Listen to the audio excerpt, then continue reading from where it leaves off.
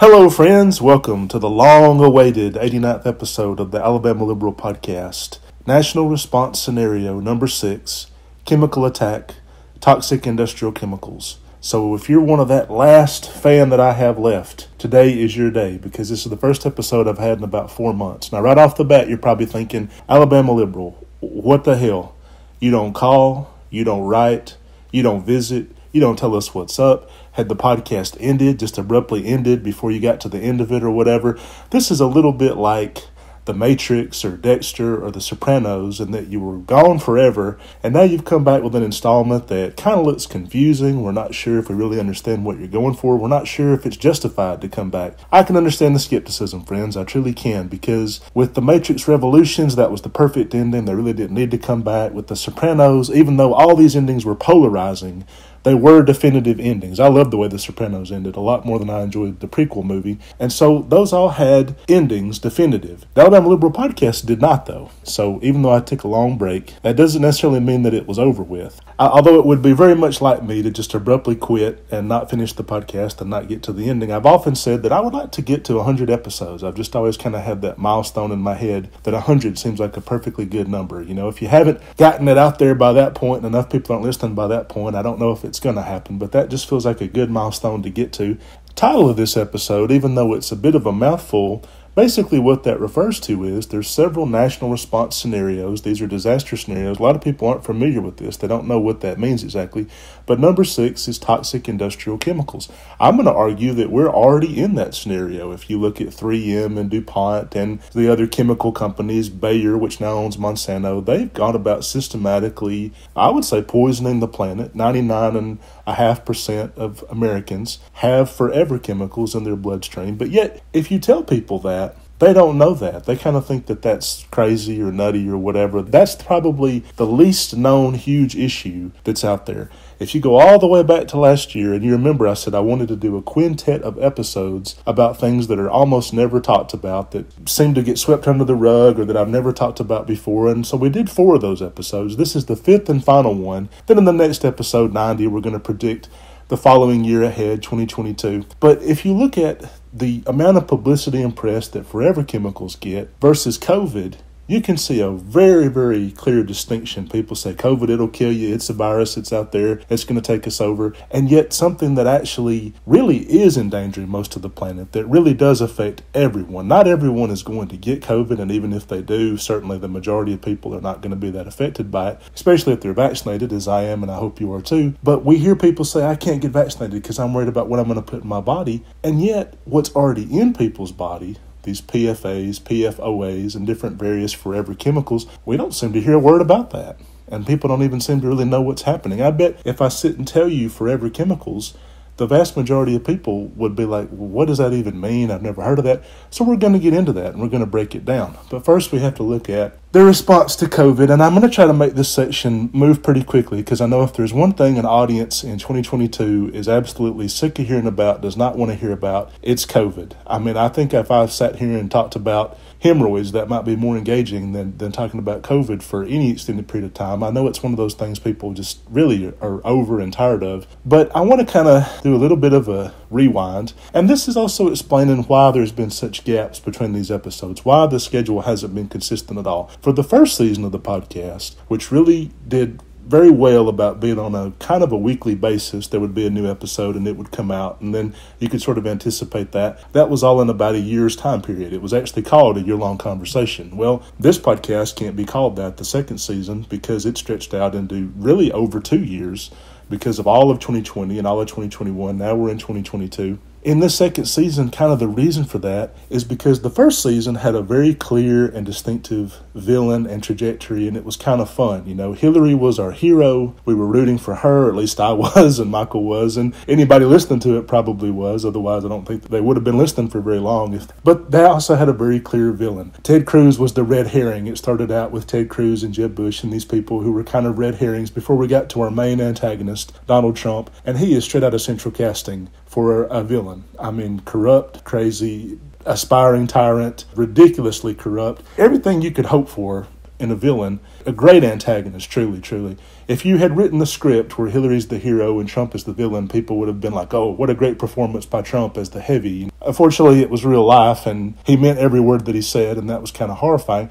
But that was the trajectory of the first season. The second season, it's kind of got several villains. You've got systematic racism and that we see over George Floyd. You've got Trump, obviously a huge villain, but probably the sleeper attack is COVID, the one that nobody could see coming. Politically, the seasons have kind of gone how we sort of expected them to. With the second season, I very early stuck to the idea that Joe Biden was going to be the nominee and that he was going to beat Donald Trump. 54 or something like that. It was literally the second episode of the second season. Yeah, even though he got beat in Iowa and got beat in New Hampshire, he's going to be the nominee and he's going to beat Donald Trump. And that absolutely came true. I also said he would pick Kamala Harris as his vice president because she was just too perfect. She would have been a perfect VP for him. That's what he did. And then he beats Trump by several million votes.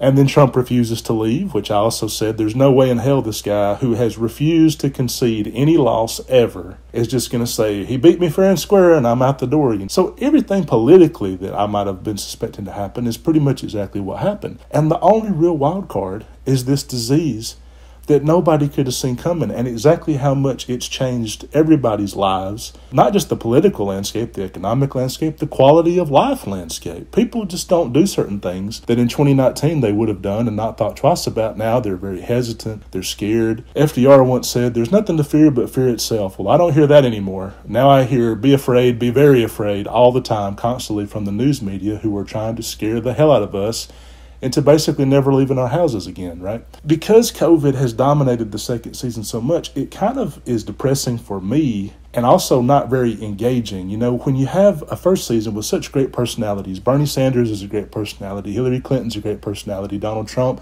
Ted Cruz, Barack Obama was still in the White House.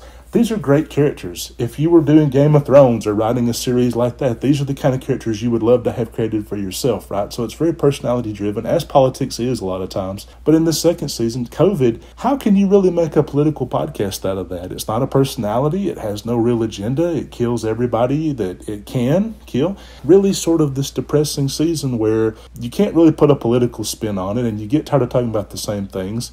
Republicans have said the same things for years. Democrats have said the same things for years. And you kind of feel like nobody really knows what the hell they're talking about with this anymore because, again, it's an unpredictable disease. You can't really anticipate it. And so that can be very difficult to do a current events-based podcast where the current events are more people died today. Please stay home. Don't go anywhere. Wash your hands. Wear a face mask. Get vaccinated if you haven't already. It really becomes very repetitive. And it also smothers the rest of the news because not a lot else can really happen because people are talking about that all the time. It almost feels strange to talk about anything else. And yet, and it must be said, and I hate saying it, we're 2 years into, we haven't really shifted that much. In the very beginning of 2020, Republicans largely wanted to pretend it wasn't happening and ignore it and then let everything go to shit. And Democrats wanted to wildly overreact and shut everything down and basically inspire a generation of germaphobes to not handshake anybody or else, they could die. And we haven't really budged from those two positions. We still have a huge chunk of the country that's not treating it seriously. They won't get vaccinated. They're talking about paying them to get vaccinated. I don't know what it would take to get somebody vaccinated at this point if they're not already. I don't know what they're waiting on. I mean, do you have to have like Megan Thee Stallion at one of the vaccination centers off? How could you even entice somebody to come and show up and do this thing that they should really do? It's their health. If you can't get somebody to take their own health seriously, I don't know how a third party can entice them. Like, I don't know how you can convince somebody. Like, people that I know, some of my relatives, they refuse to get vaccinated. They won't do it. I'm sure people listening to this, if you live in Alabama, you've got people they won't get vaccinated. They refuse to do it. Their stance is basically, you can't make me. And my feeling is always, why do we have to make? This is your health. This is your life. You could die. If you don't give a shit about your life, I guess I really don't either, to an extent. You can't make somebody care about themselves. And I've always felt that way. That's why some of the time when I argue about guns or whatever, 2/3 of gun deaths are suicides. And people say, yeah, but if those guns weren't out there, those people wouldn't commit suicide. I don't know if you can save somebody's life. You can try to be nice to them. You can talk to them. You can understand them. You can have a deep conversation with them. Of course, people don't do any of that shit. They think, we'll just keep ignoring them and take their guns away and problem over or whatever. They just find another way to kill themselves. If you're not fundamentally changing the way you treat people, and you just want to take away a method where they could kill themselves, I don't know that you can save people's lives that way. And so with COVID, it becomes the fact of if people who are grown adults, because kids are a little different, right? A lot of kids can't get vaccinated. My son, for a long time, he wasn't able to get vaccinated for about a year after adults could, age 5 to 11. They didn't have the vaccine. Now they do. But my daughter's still too young. She's younger than 5. She still can't get vaccinated. So kids are very different. But yet we don't ever really hear about them, right? Like people will say something like, oh, well, vaccinations, blah, blah. And I'm like, yeah, well, what about the kids who are too young to get vaccinated? People look at me like, well, who gives a shit about them? I'm like, they're the only people I care about. They're the only people I care about. The nation's youth is the future of the country. People used to say, think of the children. You don't really hear that anymore. You say that now, think of the children. Hey, fuck the kids. What about me? Says a 60-year-old fat guy who's lived a full life and he just won't take care of himself and he won't get vaccinated. It's hard for me to care about those people. And so then we get into the liberal response. It's still kind of stuck in the place it was before the vaccines became available. They don't want anybody talking to a stranger without a face mask. They don't want people in big groups. They really want to shut everything down. Living in Los Angeles, this has been my life. I mean, like I talk to my, people in Alabama, family, friends, people like that, and they don't live this way because this state just hasn't done any of the things that Los Angeles is doing. Let me just give you a couple of the greatest hits. We went on a vacation for the first time in forever. This was last fall. We took a plane, we went somewhere, and when we came back, my son's school told us he can't come to school because he has to self-quarantine for a week because he went on a plane. And so they wouldn't let him come back to school. He had to provide a negative COVID test, which he does COVID tests twice a week. They test him for COVID. The Q-tip up his nose, which you have to wonder psychologically, what does that do for kids to tell them that this is normal, this is the reality? He sticks a Q-tip up his nose, it comes back negative. He still has to wear a face mask all the time. The results are always negative, but he still wears a face mask literally 7 hours a day in class almost all the time. Unless they're eating, he's wearing a face mask. And yet that still wasn't good enough. He had to self-quarantine for a week. We provided him with a negative COVID test result, and he still had to miss a full week of school because they said we had already missed a week of school. So he's essentially missed 2 weeks of school because that's the kind of overly cautious thinking that they're embracing. You go to a movie theater. When you show up, you have to provide your vaccine card and your driver's license. This isn't something the theaters are doing. This is something the city of Los Angeles has demanded that they do.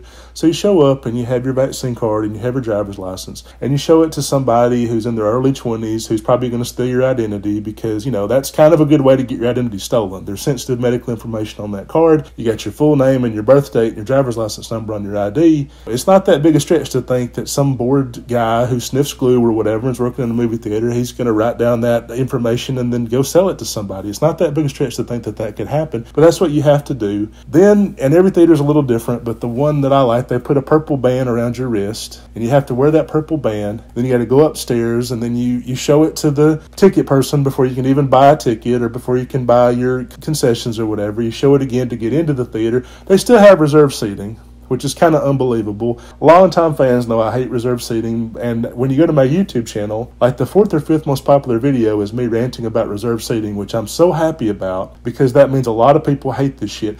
If there was ever a time to get rid of reserved seating, would it not be in the middle of a pandemic? Would it not be you going into a theater and there's 10 people in the theater that can seat 200? The guy in the row right in front of you, he's coughing his head off. Would you not love to just be able to get up and move and go somewhere else? So if there was ever a fucking time to get rid of reserved seating, it would have to be in a pandemic when you think, I want to go in a theater, I want to pick out exactly where I want to sit, I don't want it to be near anybody else. But no, that's still there.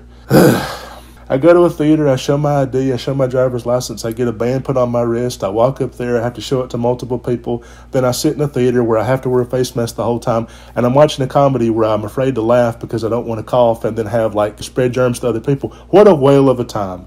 What a fantastic time. Does that not sound like the most amazing time? Not since the Politburo of China met. Can you imagine such a fun, festive reverie of people getting together and enjoying themselves? I mean, it doesn't even sound like a good time. I mean, people do it because it's like there's something to do.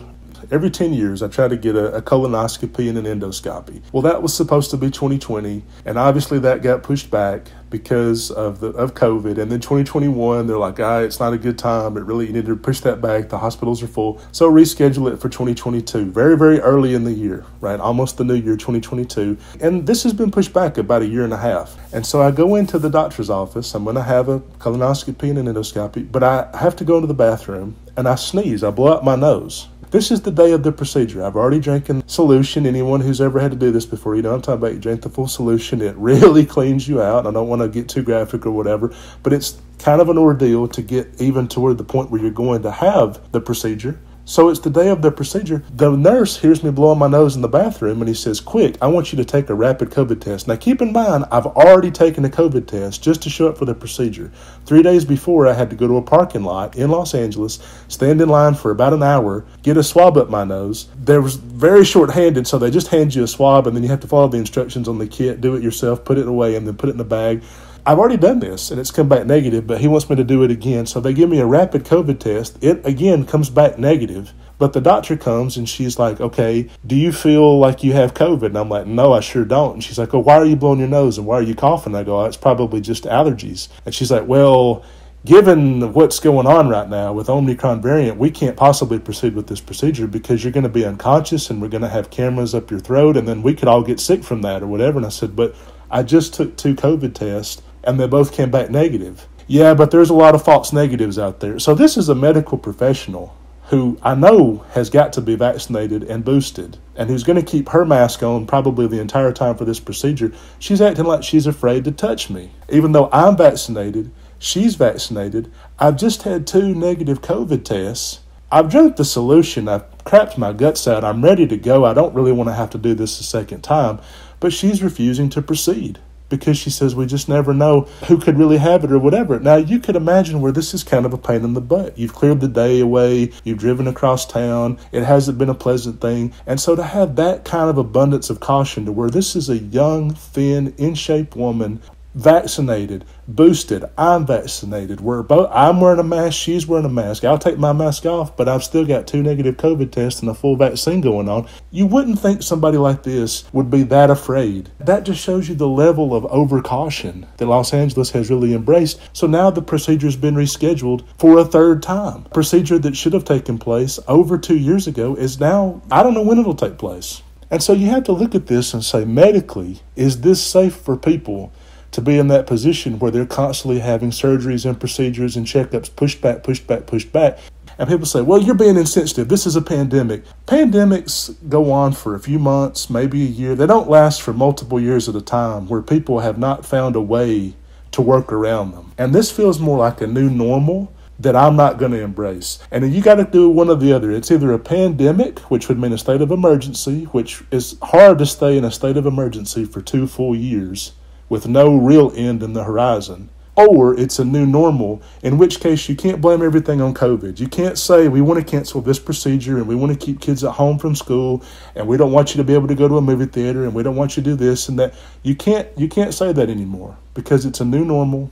Yeah, there's a few hundred people a day, sometimes a few thousand people a day dying from COVID. Almost 100% of those people are not vaccinated. And so you have to begin to say, at what point is it enough? And it really is beginning to remind me of 9/11. Now, some of you that are old enough to have been adults when 9/11 happened, I was in high school, but I can remember 9/11 happens, huge, shocking, terrible event, and then everything fucking goes crazy. And we wildly overreacted to 9/11. Measures that were supposed to be temporary became permanent. Sure, it was tragic. Sure, it was horrific. It was terrible. Biggest terrorist attack in American history. But look at what we responded to it with. Right off the bat, the airlines were like, okay, can't have shampoo and toothpaste and all this other stuff. I mean, automatically dozens of things you could bring on an airplane were now banned. Not just things that might have made sense like box cutters and sharp objects, of course scissors, you're not going to be able to bring up toothpaste, shampoo, soap that were bigger than a certain size, like mouthwash, okay? All that stuff was gone. A water bottle. You could bring a water bottle in with you through security and they make you throw it away. You could buy water right outside the gate of the plane, but you couldn't bring your own water bottle through.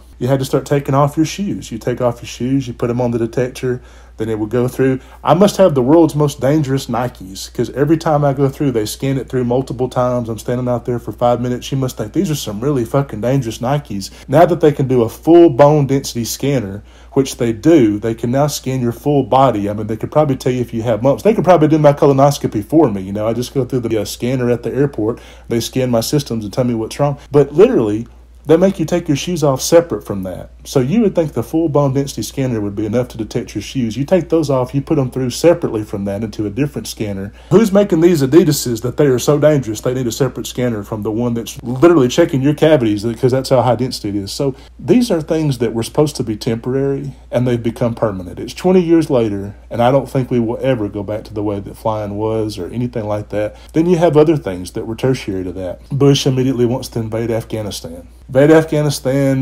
Bin Laden's trapped in the mountains of Tora Bora. He decides to let his Mujahideen buddies go up there and chase him. I truly don't believe Bush actually wanted to catch Bin Laden. I don't think that was ever the priority. Lets him escape through Pakistan. Pretty obvious he'd be in Pakistan. Only one way he could go from there. Then refuses to look for him in Pakistan. But what we do is bring 1,000 troops and trillions of dollars and put them in Afghanistan. And we spend 20 years there in America's longest war. The longest war goes on. Then he begins a second war, the Iraq War, which is still one of the top 5 dumbest foreign policy blunders in American history. Spend trillions of dollars, thousands of American lives there. And then we start doing things domestically. The Patriot Act, rendition, black sites, waterboarding, Gitmo, Guantanamo, all these scandals, and then the creation of a brand new federal agency, which Republicans swore they would never do. They always say there's too much federal government, too much oversight, we don't like any of this. Doesn't stop them from creating Homeland Security, the Department of Homeland Security. As far as I can tell, this is a department that was created in an emergency and has been permanent and still has no real reason to exist. What does the Department of Homeland Security really do? Oh, well, they safeguard the borders. Well, the Border Patrol does that. Yeah, but they also check out the coast. Well, the Coast Guard does that. Yeah, but they check out suspicious things coming into the country. Well, U.S. and Customs Enforcement does that. Yeah, but they also protect you from natural disasters and biological terrorist attacks and things like that.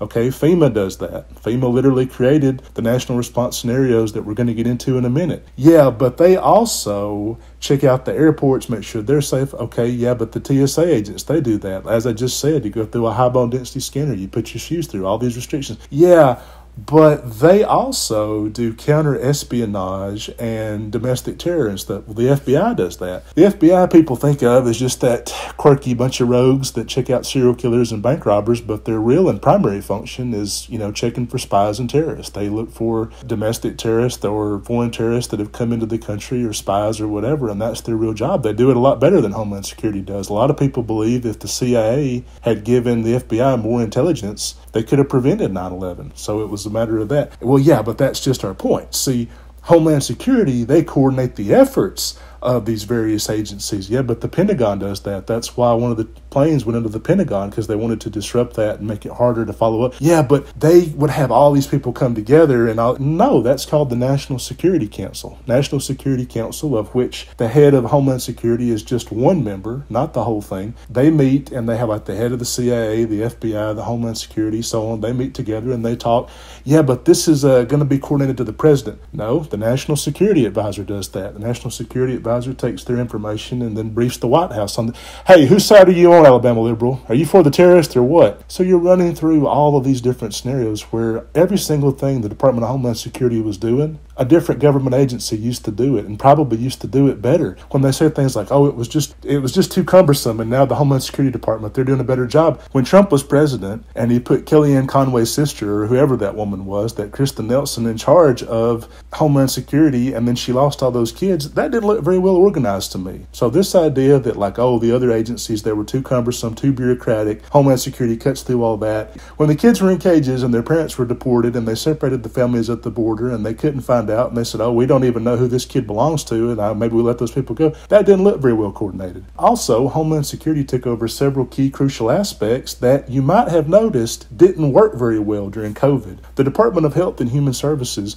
they used to stockpile medical equipment in case of emergencies. Homeland Security took that over. In 2020, you might have noticed we didn't have enough tests, we didn't have enough masks, we didn't have shit that we needed. So once again, a huge government agency that was created under George W. Bush, temporary solution to an emergency scenario, has become a permanent albatross around our neck, and what was meant to stop the bureaucracy has just added an extra layer to it, where it's even harder to tell what the fuck people are supposed to be doing and who's responsible for what. I'm very concerned that with the response to 9/11, which was a disaster. 9/11 was a disaster and a tragedy, but the response might have been even worse. 2 wars we didn't need to fight. Trillions of dollars down the drain. We might as well have taken that money and set it on fire for all the good it did us in Iraq and Afghanistan. Thousands of American soldiers dead or maimed. Think about all the soldiers that come back. They don't have an arm, they don't have a leg, they're missing an eye, they're maimed, and then psychological damage. It's estimated 20 to 30 veterans a day kill themselves. This is a huge number of suicides that have come back. People with PTSD, emotional problems. The psychological cost of those wars can't even be factored before you get to the damage it does to America's reputation abroad. America was always the shining beacon on the hill, as Joe Biden sometimes calls it. The world looks to us as the leader of the free world. It's hard to argue that when you look at pictures from Gitmo and Guantanamo Bay, pyramid of bodies that the guards have stacked on top of each other. All this stuff come out about waterboarding and rendition and black sites and torture. If Dick Cheney and George W. Bush had been anyone other than the president and the vice president of America, they probably would have been brought up on war crimes. For the way that they lied, had Colin Powell go to the United Nations and lie to get the war going, the way they lied about the weapons of mass destruction, the way they leaked Valerie Plame, trying to get her in trouble or killed or whatever, various different things that they did. If that had been the president and vice president of the Congo, they probably would have been brought up on war crimes.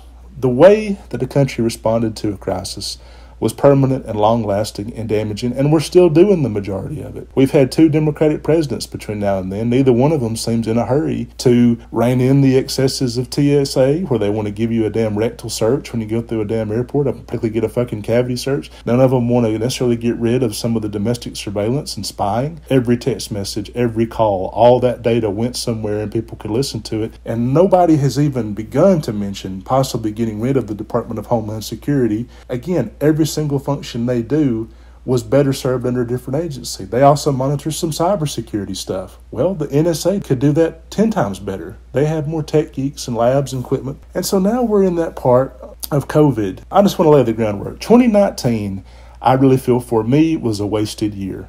The first half of the year I spent dealing with that basket of snakes up at that Campbell Hall School, which those of the listeners to this podcast know what I'm talking about. So I'm constantly being harassed by these people trying to get my son out of hot water that he really should have never been in, but they just kept pushing it and pushing it. So the first half of the year is wasted with them. The second half of the year is wasted trying to find a lawyer or a government agency or a reporter that will lift a finger to help me deal with these clowns. Really, 2018 was wasted because the first half of 2018 we had to spend getting into that school that would eventually torture us and be a wasted path. And then the second half trying to please a teacher who was never going to be pleased because she hated us. So in various extents, 2018 and 2019 were not very productive years. So 2020 comes along and I'm like, okay, this is it. This is it, Alabama Liberal. And when I refer to myself in the third person, I use Alabama Liberal, not my real name. But this is it, Alabama Liberal. This is the year that's going to be it. We're going to light it on fire. This is going to be great. It's time to get back to work, time to do everything, travel more, spend more time, go outside, be more social, all that great stuff. 6 weeks into it, COVID happens. Shuts down the globe, shuts down the planet. Nobody can work. Nobody can go to school. Nobody can go anywhere. Everybody's afraid to go to Trader Joe's without 3 face masks on because they could die. I mean, at that point, that was a reasonable fear. 2020 comes and goes and is wasted. It's the year that begins with a pandemic and ends with a president who refuses to leave office. 2021 comes along and it's like, okay, Joe Biden has won the White House. Trump won't admit it, but he's got to go. Doesn't matter what he wants to do. 2021 is going to be better. I can feel it. 6 days into 2021, the Capitol is ransacked in an act of terrorism, to me, is more frightening than 9/11. 9/11 is frightening, but at least that's a clear, these people are our enemies, they're overseas, they want to hurt America, and it unites the country to an extent. You had people in rural Alabama being like, I'm going to whoop me some ass. You know, they were ready to fucking kill people that did this to New York. Not because they like New York, but because it was just the idea of somebody coming into American soil and doing this or whatever. So you even had people in Alabama thinking like, oh, are we the next target? You know, the Albertville-Boaz game, is that going to be like high school football games would have been a juicy target for Al-Qaeda. So they're paranoid, everybody's fears up, but it's a collective fear. It's a way that kind of begins to bring the country together in a way that they really weren't. Because if you remember 2000, the Bush versus Gore election, that was a very divisive moment for the country. Bush basically steals the election from Al Gore. And so the Florida 2000 debacle and all that's around that, he enters his presidency with the country very divided. In a strange way, 9/11 united the country, and Bush got everything he wanted for several years, and it was always a disaster. But I feel that the Capitol insurrection is even scarier, because you have this big thing happen, and several people who literally could have been killed are refusing to admit that it kind of happened the way that Democrats know that it happened, the way reality knows that it happened, which is Trump asked a mob to go in there and murder his own vice president to stop him from certifying these election results. That was his last bit and last gambit, his last resort, and yet it didn't work. But you would think that some of the people in that building Mitch McConnell could have been killed. Mike Pence could have been killed. Several of the Republicans who now talk about Trump and how they can't wait to vote for him again, they could have easily been killed. They're kind of going back and rewriting history and being like, it wasn't that bad. Maybe it was exaggerated. We don't know if Trump did it. Let's talk about something else. Hey, Biden, why hasn't he been better about Afghanistan? Talking about a lot of irrelevant shit, trying to throw anything at the wall to hurt Biden. The media is dumb enough to run most of that crap. And the biggest mystery of how can a country be attacked in their capital, their Congress almost decapitated, their vice president almost murdered, and then a year later, people kind of act like it never happened, and they just sort of want to go back to the program. This is a more disturbing event than 9/11, because the president of the United States wanted to become a tyrant.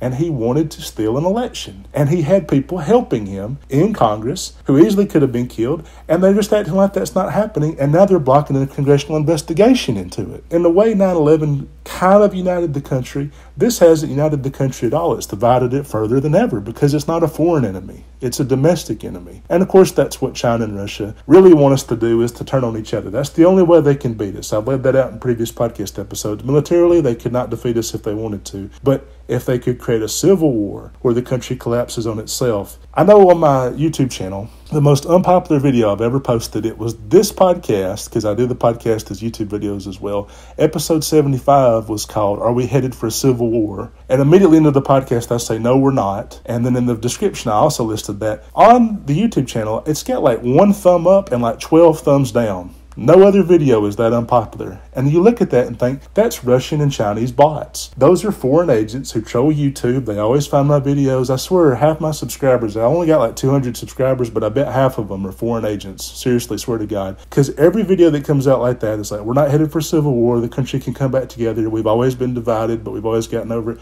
Immediately downvoted. Immediately. But I bet you if I'd said that same podcast, are we headed for civil war? It's inevitable. The country's going to break up. We're not ever going to be the same again. America's glory days are over. I would have had 100 likes and 1 thumbs down. Because that's just how they operate. They want us to be divided. They want to play us off of each other. It's really difficult to even be on Twitter these days because it just feels like people have infiltrated it so badly. They only talk about 2 things, COVID and Trump.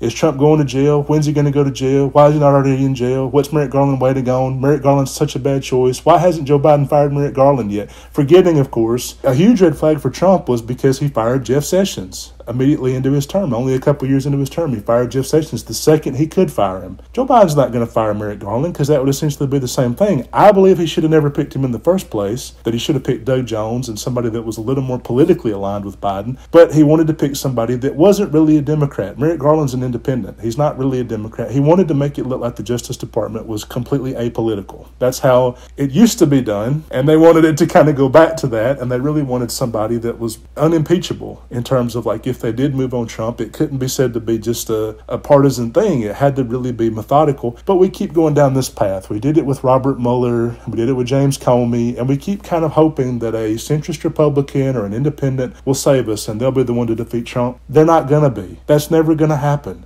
They're too scared of him. They're too afraid of looking partisan. And what you need is somebody who's just fucking like Barney Frank or somebody like that, who's just like, yeah, I'm partisan, I'm a lifelong Democrat, and you're a fucking criminal. You belong in jail. And I'm not afraid to say that. That's where you belong. That's where you should be. You have to find somebody who's just like that. I don't give a shit. You belong in jail, and I'm not going to let you slide just because you call CNN and say, oh, it's a witch hunt, and they're after me, and the liberals, they're conspiring against me. They're going to say that anyway. And instead, we keep turning to these centrist Republicans, and that's all Trump did was talk about Mueller like a dog, and he fired James Comey, and none of that made any difference. Those were all Republican people. He still fired them, and he still cursed them out, and he still talked about they were all against him. It doesn't make a difference, and it's not going to. So get somebody who's not afraid of him and can really stand up to him. But on Twitter, Trump going to jail, the fantasy, and then you have COVID and people just fighting about COVID. And it's the same basic points over and over again. How come somebody's not wearing a face mask at Costco? How come this person's not doing this and that? How come they're not as good as I am? I'm a good person. Why are they not a good person? Why won't they do this and that? I wonder if it's really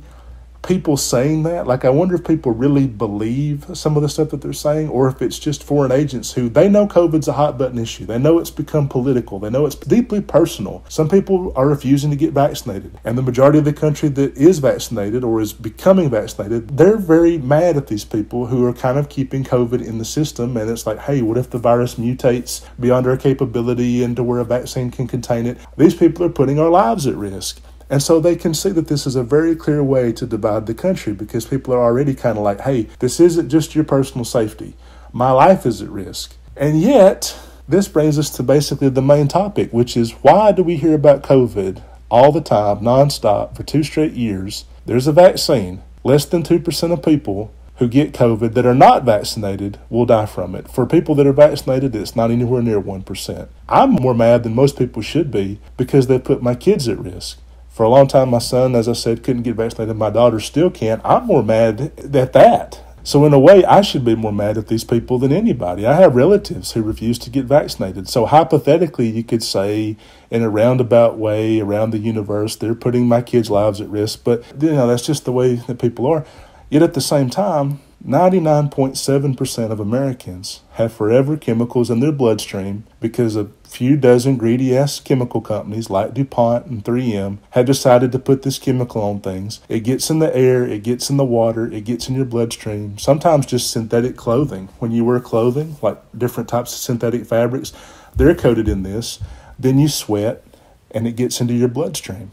Certain foods, certain waters, sometimes just breathing. Whether you live near a Teflon plant or not, you can still get it into your system. And yet, I hear virtually nothing about this from the media. Other than climate crisis, there's no bigger issue than forever chemicals permanently altering the DNA of people, and it's found in damn near everybody. If you're listening to this podcast, it's in your bloodstream. For some people, it's in such small amounts, it will probably never do any real damage, but for the majority of people, it could cause ulcerative colitis, various types of cancers, various types of diseases. It's one of those things where it's such a huge problem, it's almost like people don't want to think about it.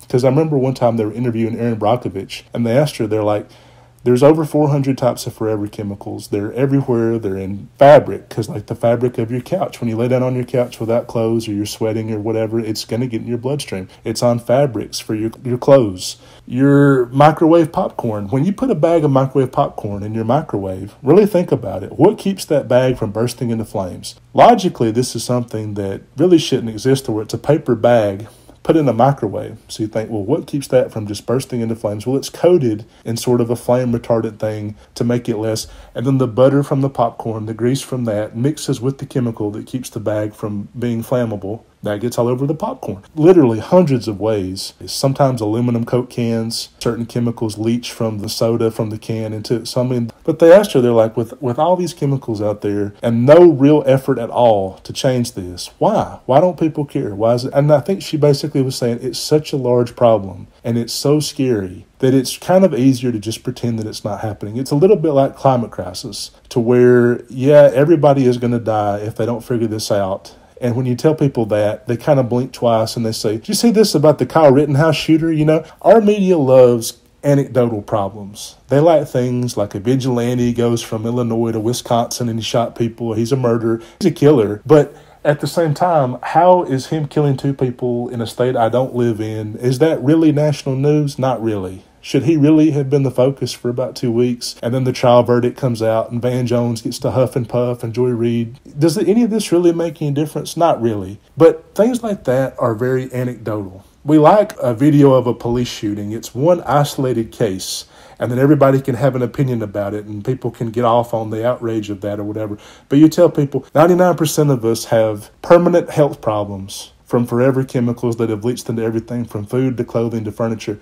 That seems so massive that people are almost terrified to even begin to confront it. And they haven't. Teflon, we know, is a toxic chemical and cancerous. DuPont and 3M have vowed to do better. They haven't. If you have Teflon pots, throw them away. I mean, that's just basically the long and short of it. But you scrape them. People say, oh, they're safe as long as you don't scrape them. You scrape pots. Shit gets stuck to your pots. When you have to brush the pot hard or you have to scrape the pot to get something off of it, you're going to get the Teflon coating into your food or into your utensils. It's going to get out. Throw them away. People who work at these factories and live in the towns around these factories, unbelievable health problems. Tumors, cancer, children born with one eye. I mean, different birth defects. They said the women that worked on the DuPont line when Teflon was first coming out, about half of them had children with visible birth defects when they were born, let alone after they're born, because, you don't see it a lot of times, but then they had lifelong health problems. People who have asthma, problems with their blood, they have to get blood transfusions all the time, different various things. And that's people who were right there in the factories and in the towns around the factories. If you've ever seen that great movie, Dark Waters, I recommend it. It's got Mark Ruffalo. I believe it's on Showtime anytime if you want to check that out. But Mark Ruffalo plays a lawyer who eventually comes to have to sue DuPont because of the way they did it. But the way they first kind of discovered the chemical's toxicity, there's a local farmer who takes him to a pasture and he shows him all of his cows. He's got like 100 cows and they're all just dead because they drank the groundswell water. This pollutes farmland. It gets into crops. It gets into meat. Cows drink drainage runoff from a DuPont plant or whatever, and then that's in the meat, and then we're eating it that way. That's how much it gets out and spreads. And yet, other than the movie Dark Waters, and then John Oliver, he did a special last year, and I have to give him credit. I really wanted to do this episode last year, but when I saw John Oliver had did something very similar, and he did it in such a detailed way, it was almost like, what could I really contribute to that? It kind of scared me off for doing it for a few months, to be honest. But he did an episode about PFAs last year. I'm saying forever chemicals, which is a way bigger class than what he's talking about. He focused just on PFAs and PFOAs, but I'm talking about forever chemicals, which is a lot more than that. But other than one episode of John Oliver and the occasional news story on Yahoo and the movie Dark Waters, I see virtually nothing about this. When you even try to talk to people about it, they look at you like you're some nut. You're Shailene Woodley or something, talking about crystals and Reiki bracelets or whatever. Just try to do that. Be like, hey, did you know that there's chemicals in our food, our drinking water, our air, and 99.7% of people have their DNA permanently altered because of forever chemicals? They'll look at you like you're Shailene Woodley trying to sell them some crystals on QVC or something like that. Like you would think you were like the wildest hippie nut freak. Hey, check out this book, The Secret. It'll change your life. Like you're talking about something really airy-fairy and inaccessible. They kind of act like you're making it up. And I think that's because it is such a big problem. COVID, by contrast, is a relatively small problem. And people hear me say that and say, Alabama liberal, how in the hell can you say something so stupid? That is the dumbest thing. And that's something else about COVID. Anytime somebody even begins to be a little bit doubtful or skeptical, they immediately die from COVID. I'm not kidding. You'll see a radio host who's like, COVID, it's not that big a deal, and then a week later he's dead from COVID. I don't want to do that because it's almost, instead of COVID-19, COVID irony. COVID has a wicked sense of irony, okay? You almost don't want to mess with it. It's really becoming Darwin's disease at this point. In Alabama, they had a couple that were YouTubers, and they were talking about, don't get the vaccine, it's not that good. A week later, they were both dead from COVID. And so that happens over and over again. Meatloaf will be like, I don't want to wear a mask the rest of my life, and then a week later he's dead. So they're like, oh, you don't got to worry about it. The rest of your life is over,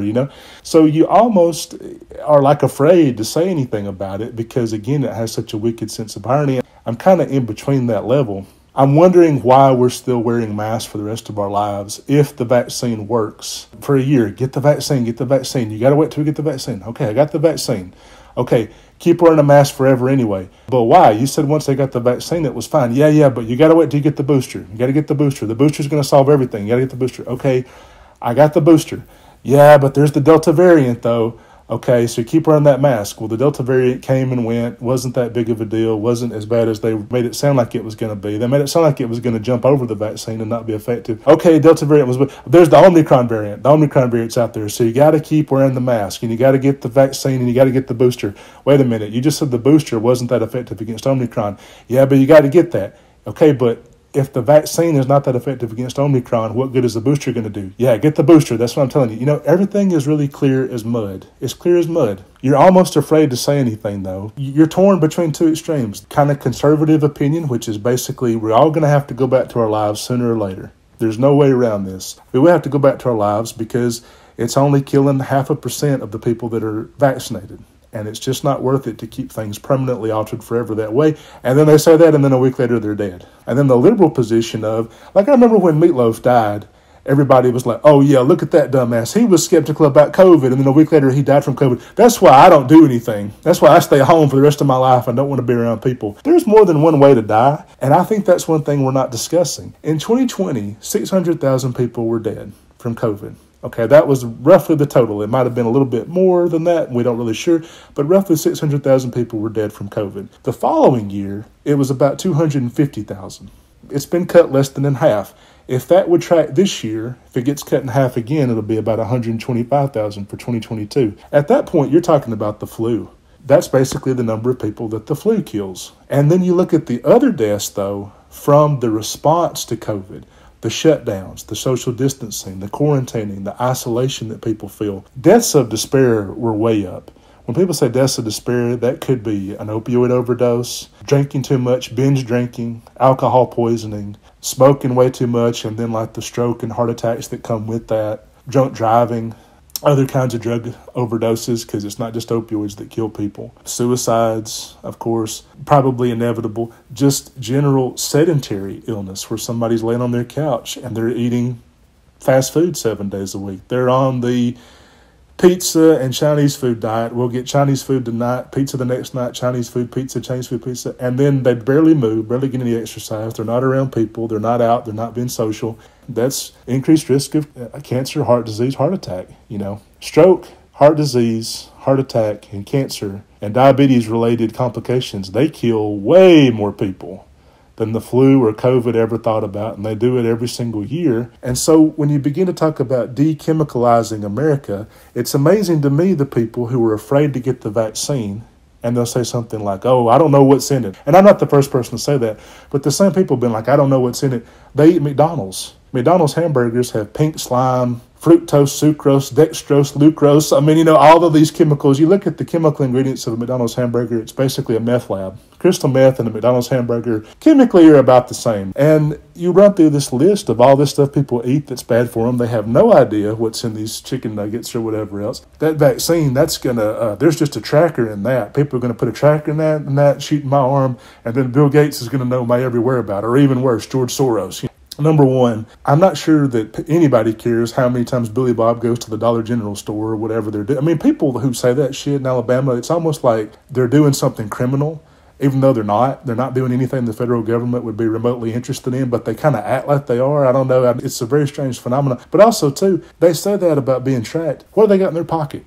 A smartphone. A smartphone is a literal GPS device. They can literally follow your movements with a smartphone. How many times do you see, oh, this person, they got arrested for murder, and they found it out because the calls matched a certain tower, and then there was a ping, and they could follow the GPS locator on their smartphone all the way from their house to the crime scene, and they stopped off to get a beer, maybe some McDonald's, even though they didn't know what was in it. They were hoping the pink slime would kill them. It's literally ridiculous to have somebody say that the reason they won't get it is because they don't want to be followed when they got a damn smartphone in their pocket. GPS device that can tell them, and 50 apps on that smartphone that can tell Kitty Cat Prowler or whatever stupid fucking game app where you've been. That follows your location and reports it back to the Chinese conglomerate that actually owns that company. They're sitting like, man, this guy sure does go to Dollar General a lot. Man, Billy Bob, he sure likes his McDonald's, So then the Politburo can look at that. So it's crazy to me what people think of as a conspiracy, and then a conspiracy right in front of their face that they won't see. You'll have Trump supporters that believe in QAnon and Pizzagate and all these wild, elaborate things.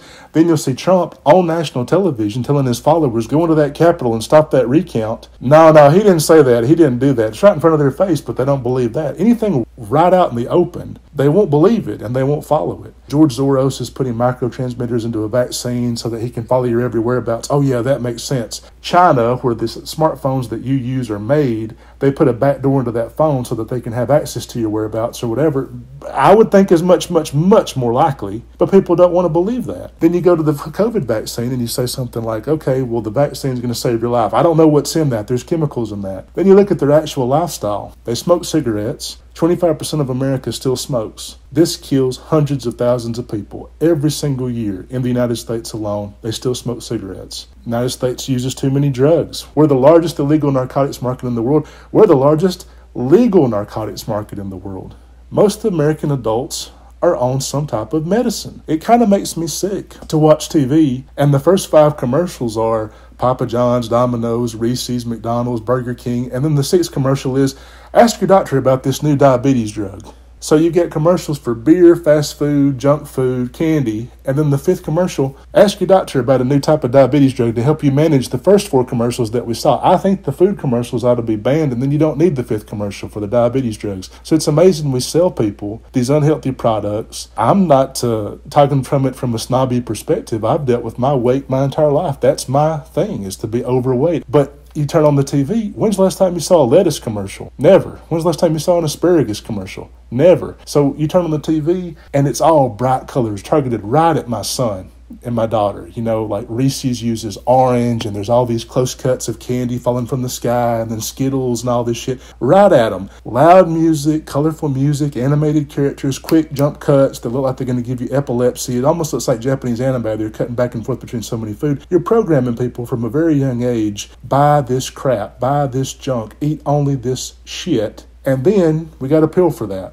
When I say the majority of Americans are on some kind of medicine, think about everybody who uses medicine for depression, social anxiety, anti-anxiety meds, diabetes medications, allergy medicines, pills to make you go to sleep, pills to keep you up, pills to keep you sideways, pills to get your penis hard, pills to make your mind soft, antipsychotics, people that are schizophrenic or bipolar or manic depressive, whatever. So pills to change your cholesterol, pills to change your blood pressure, pills to keep your penis up and your blood pressure low, pills for ADD, pills for ADHD, different medications like Adderall, human growth hormones. Some people take steroids. I mean, very few American adults are not on something. And it could be cigarettes, it could be alcohol, it could be various prescription medications, it could be illegal drugs, it could be, in my case, food, which is very not healthy. I know if I keep up this diet, there will come a time when I'm in the pharmaceutical industrial complex in terms of like, you have to take this life-saving drug. But you look at that and you think, this is a huge market. And maybe that's why we don't see any real push towards permanently changing people's lifestyles. Maybe they know like, hey, if 3M and DuPont and Monsanto, if they poison the entire planet, they know that forever chemicals have an increased uptick in things like ulcerative colitis, Crohn's disease, various depressions, various mood disorders. Pharmaceuticals know, hey, we got pills for that. So it doesn't matter that 99.5% of people can barely function normally. We'll just write them some prescriptions. And where the title comes from, national response scenarios are different scenarios that FEMA came up with. The first one is a nuclear bomb attack. So these are like disasters that could severely disrupt America. Some are biological attacks. Number 13 is a contaminated food supply. I would argue that we're living in that reality where there's a contaminated food supply. Almost no food that Americans can buy in grocery stores is actually good for them. We are living in scenario 13. 15 is a cyber attack. Well, we've seen a lot of cyber attacks. But number 6 is a chemical attack, specifically toxic industrial chemicals. I would say that we're already living that reality. And that scares me. It should scare you, and I'll be brave enough to say it should scare you a lot more than COVID does. The only thing we can fear is fear itself. So if you're vaccinated, you're relatively healthy, you're in relatively good shape, you don't have a lot of pre-existing conditions, I feel that your odds of dying from COVID, even if you get it, even if you never wear a face mask for the rest of your life, which in a state like California is not an option, but even if that happens, I feel like your chances of dying are severely less from that than if your drinking water is toxic. Your food supply is pumping shit into your body every day that doesn't need to be there. So is it worth investing in to dechemicalize America? Absolutely. Have we seen any effort from any politician willing enough to say that? No. Some commentators be like, how come we never tell America to slim down? Well, 75% of the United States is overweight. And so Joe Biden does not want to piss off that demographic. His poll numbers will sink even lower. You have it to where it's two extremes. You have people like Chris Christie who are fat, and they almost look like hypocrites if they tell people to eat better, which they never do because he doesn't eat right. So why would he tell people to eat right? Then you have people like Joe Biden who are a little slender, especially for his age. And I think they're kind of afraid of coming off as snobby because they know Fox News will immediately interpret that as being like, oh, Dr. Fauci, easy for him to say it. He's nice and trim. He blah, blah, blah. He's an elitist. And they're looking down on you, the regular Americans who are fat. So I feel like that's a big part of why they don't push that further. But then when you have something like just very basic, like these chemicals that are now in everything from synthetic fabrics to furniture to food, why can't we get rid of this shit to where we're not endangering our children and our children's children and future generations? I've said in previous podcasts, forever chemicals are changing our DNA so badly